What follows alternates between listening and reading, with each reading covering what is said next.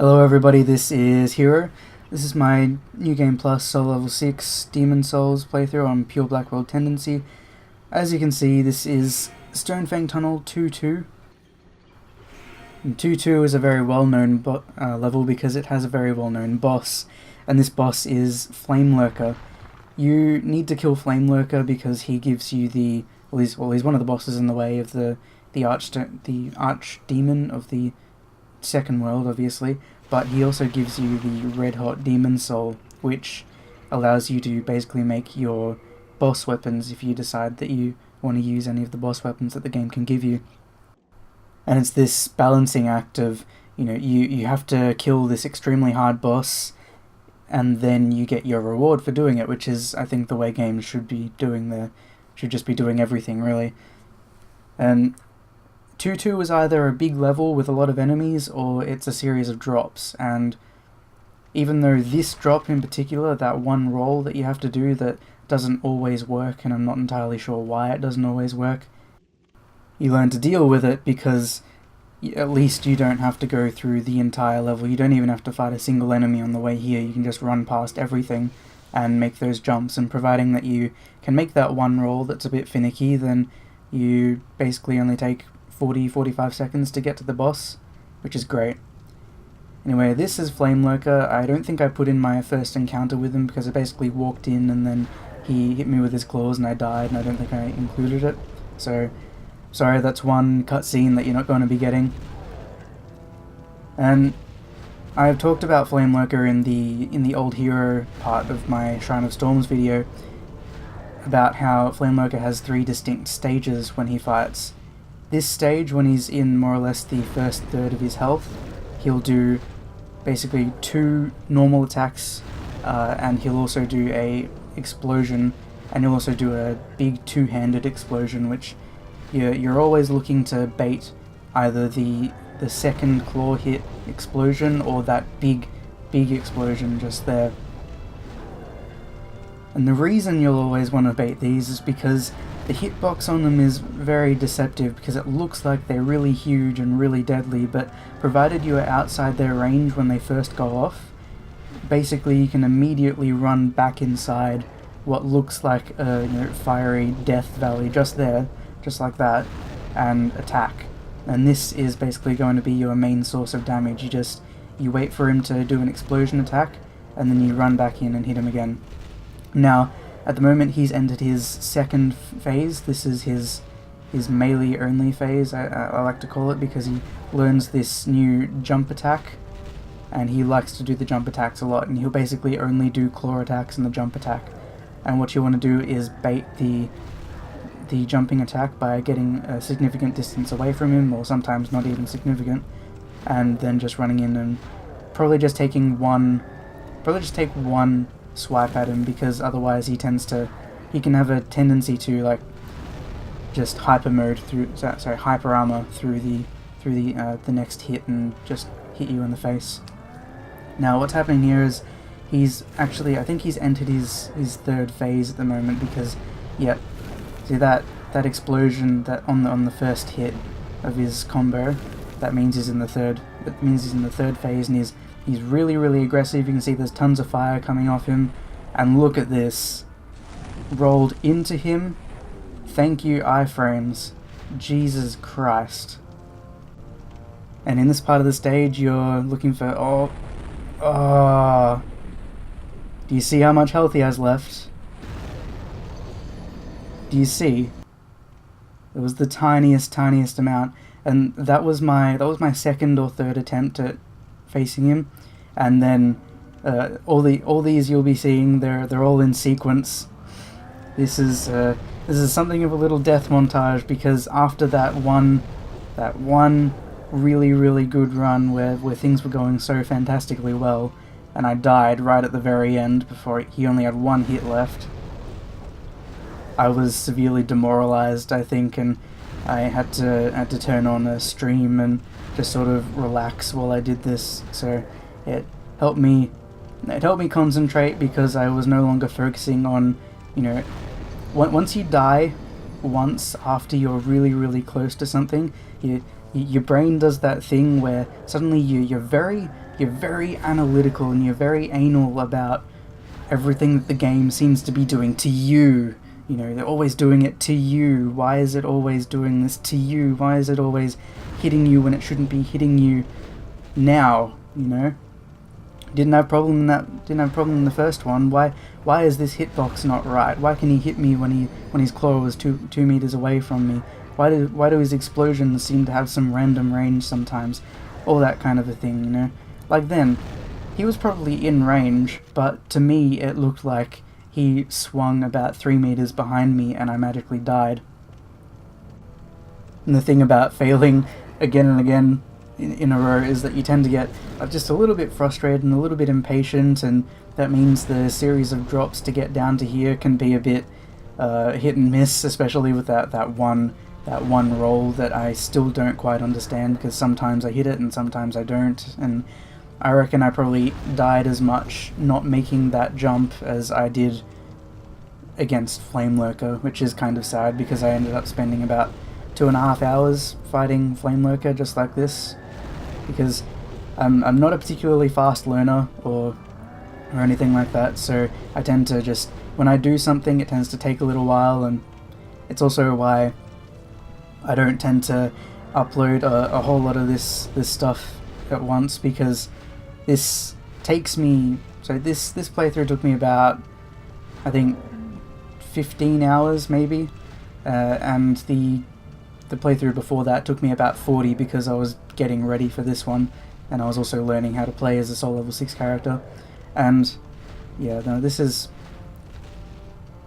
just takes me a while, unlike if I tried to do something like a live playthrough with live commentary, that kind of a thing, even though I don't think my live commentary would be very good, because at the moment one of these sessions of commentary, it can take me, you know, like an 18-minute video can probably take me about 20-25 minutes, just because occasionally I have to stop because there's distractions around, or I just completely lose track of what I'm saying, and you can probably tell in the commentary that some of it's a little bit cut up, but at the moment we're getting towards the end of the fight and I'm getting a bit nervous, and look, he's doing his jump and I'm going, oh yes, he's done his jump, and I hit the R1 button a bit too many times, but then I managed to roll out of there without taking any damage, which is pretty damn rare. And look, he's doing another jump and I'm figuring, and R1 spam to victory, so it took 3 hits, I did 4, but now I do my little circle jog of victory, and that is FLAMELURKER down. That is about 2.5 hours worth of effort finally over, and 148,500 souls, which is damn nice actually. It's a good amount of souls for what just happened. And because FLAMELURKER's dead, that means that there's only the Dragon God, Penetrator, and Old King Allant left. And it's still quite a bit of game left, because the Penetrator, the Bolitarian Palace 1-3, is actually a very long level. It's quite long and punishing, and there are a lot of enemies in it, but thankfully there is a shortcut that you can activate, that you can open a gate so that you can basically have a free run from the Archstone to the Penetrator boss fog with very little trouble. And it's funny, I think they make the run up to the Penetrator boss fog so difficult because there are like 3 Red Eyes Knights and about 20 of the normal shit dudes with halberds and longswords and everything else, and crossbows, fucking crossbow guys. Oh, look at that frame. Just Dragon God punches the screen so hard that the PS3 nearly has a heart attack. Fucking hell. Anyway, I think they make the run so difficult because, well, it's not terribly horribly difficult, but I think they make it hard because you have the possibility of bringing Bior of the twin fangs in with you to the Penetrator boss fight, which I'll let you know now I didn't do because I saw the New Game +7 playthrough that Amaral did, and he faced the Penetrator and he brought Bior in with him, which kind of seemed like a bit of a... And it seemed a bit... like, why, if this is just my opinion, And I know that I haven't been the best example of this so far, especially with me using the bow in some levels. But why, if you are going to do something on New Game Plus 7, would you bring, to show the challenge, why would you bring Bior, basically? It's basically like summoning Solaire in New Game Plus 7 in Soul Level 1 at Ornstein and Smo. That's pretty much all it is, because the entire fight, Penetrator just kind of focused on Bior because Bior was doing a fuck ton of damage. And Bior wasn't like Solaire is, because Bior actually does a whole heap of damage, unlike Solaire, because Solaire is basically just a pincushion to draw aggro away. But not only does Bior take the aggro away from the Penetrator, but he also just about nearly kills him, and Emerald just stays away with his magic and fires soul rays at him the entire time. This is not to belittle what he did, because I have seen his comments also where he's said, this isn't about beating the game, to show what a badass I am or anything like that. It's just me beating the game the most brutally efficient way that I can, which I completely understand and I completely respect. It's just when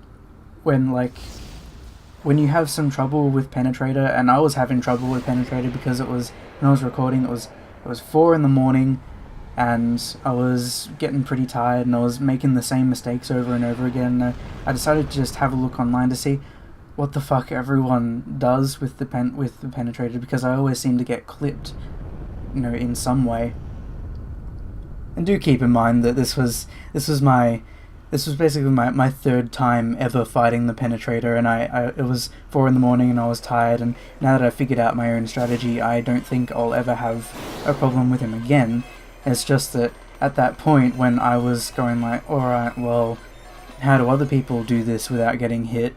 And I looked on YouTube and I decided to check out Amaryl's playthrough, and he had Bior with him. It was just such a disappointment, because not in him, just because this is the person that I at the moment respect most to show me, just a way to tackle an area that I wouldn't be able to do myself, because I usually just screw this type of thing up, and I'm not very calm under these sorts of situations, so I tend to just screw everything up anyway.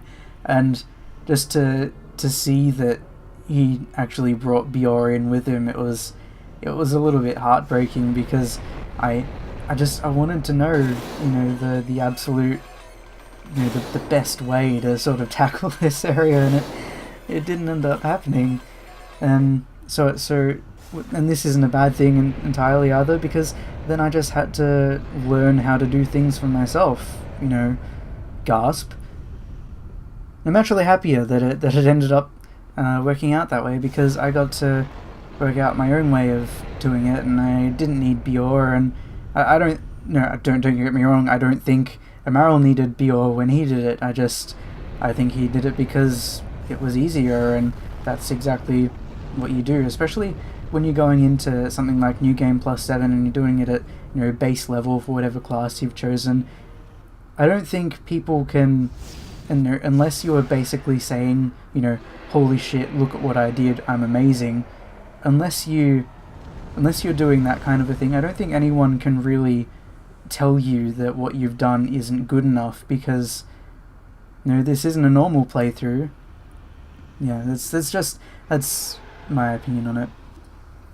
Anyway, I've been completely talking over the Dragon God boss fight in, the biggest fucking quotation marks ever, because all you have to do is stay out of his sight, and when he looks away, you run and smash some pillars and walk through, and then you hit either of the crossbows on both sides of the arena, and then once he's fallen down and he can't move and he can't hit you anymore.